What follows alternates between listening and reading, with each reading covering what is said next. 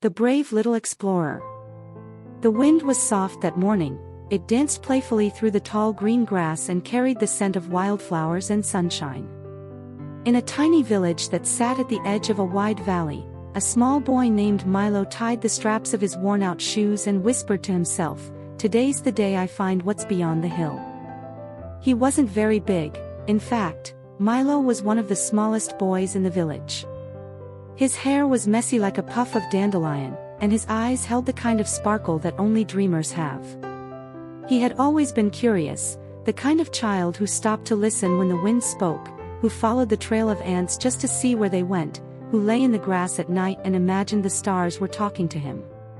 But in his village, curiosity wasn't always celebrated. People there were practical. They planted crops, mended roofs, and counted the days by the rhythm of work. Adventures were for books and bedtime stories, not for real life. Still, Milo's heart refused to sit still. Every evening he watched the sun dip behind the great hill that guarded their valley, and he wondered what lay beyond it, the forest that glowed at twilight, the river that shimmered like glass, maybe even a mountain that touched the clouds. When he asked the grown-ups, they only laughed. Beyond the hill. Just more hills, boy. Nothing there worth losing your way for. Dreamers don't grow crops, Milo. But Milo didn't care. His heart whispered louder than their doubt. So one morning, while the village still slept, he packed a small bag, one apple, a loaf of bread, and his favorite map drawn by his own hand. He kissed his mother's sleeping forehead, patted his dog Pippin, and set off toward the hill. The morning sun warmed his face as he climbed. Birds sang like old friends, and the grass brushed against his knees. Each step filled him with both excitement and fear, his first real adventure. When he reached the top, he gasped. Beyond the hill, the world stretched wide and wild, a sea of green fields, winding rivers, and faraway mountains that sparkled in mist. It was more beautiful than anything he had ever imagined. "Wow," he whispered, eyes wide. "I'm the first to see this." He felt like a real explorer. He lifted his arms wide to the sky and shouted, "I, Milo of Willowvale, declare this land a new discovery land." The echo carried his laughter far and wide. But not long after, the path grew rocky, and the wind picked up. His small legs began to ache. He stopped to eat his apple by a stream and wondered, maybe the others were right. Maybe I should go back. Then he saw a butterfly, golden and bright, fluttering just ahead. It seemed to call to him, its wings shimmering like tiny lanterns. Milo smiled. Okay, maybe a little further. Hours turned into a long afternoon. He crossed a shallow river, climbed over fallen logs, and followed the sound of birds. He met a family of rabbits who hopped curiously around his shoes and an old turtle who blinked slowly and said, "Small steps, young one. Big journeys are made that way." Milo grinned. "Thank you, Mr. Turtle." By evening, he reached a clearing filled with wildflowers and golden light. It was breathtaking.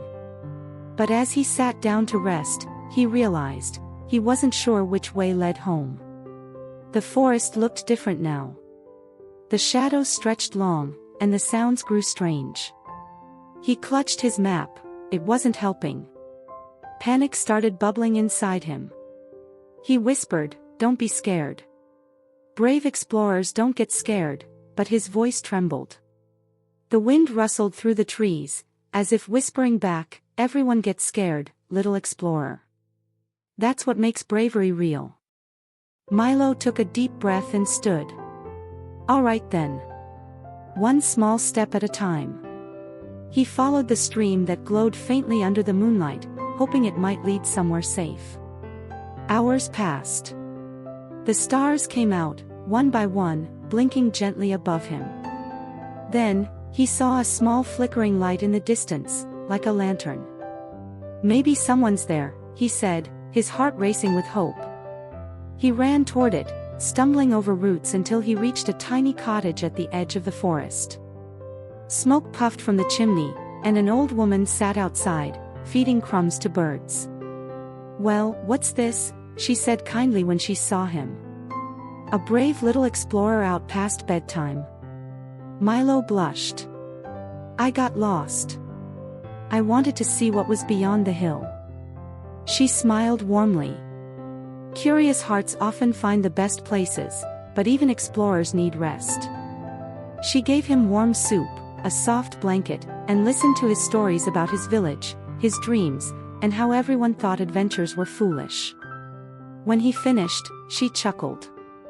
"The world needs dreamers like you, child. Without explorers, no one would ever know what's beyond their own hill." Milo smiled sleepily. "Do you think I'll find something amazing one day?" The old woman looked at the stars through her window. "You already did," she said softly. "You found courage." The next morning, she walked him to the path that led back toward the valley. "Follow the river till you see the tall willow trees," she said. "Your home will be there." Milo hugged her tightly. "Thank you, ma'am."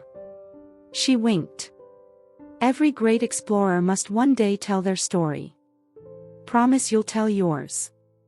"I promise." When Milo finally returned to his village, everyone rushed to meet him. His mother cried and held him close. "Where have you been, my brave boy?" "I went beyond the hill," he said proudly. "There's a forest, rivers, and mountains that touch the sky. And I met an old woman who told me the world needs dreamers." The villagers listened in awe. Some shook their heads in disbelief, but others smiled, especially the children. They gathered around him, eyes wide. "Tell us, Milo. What did you see? What was it like?" So he told them everything: the turtle, the glowing river, the wildflowers, and how fear turned into courage. From that day on, Milo wasn't just the small boy from Willowvale. He became Milo the explorer, the one who proved that bravery doesn't mean being fearless, it means going forward even when your heart trembles. Years later, long after he had grown taller and stronger, Milo stood once again on that same hill, but this time, he wasn't alone. Around him were a dozen children from the village, their eyes shining with wonder. He pointed toward the horizon and said, "That's where adventure begins, just beyond what you already know." And as the wind carried their laughter down the valley, it whispered to the trees, "A brave heart always finds its way home." Moral of the story. Bravery isn't the absence of fear, it's the courage to keep going, one small step at a time, even when you're scared.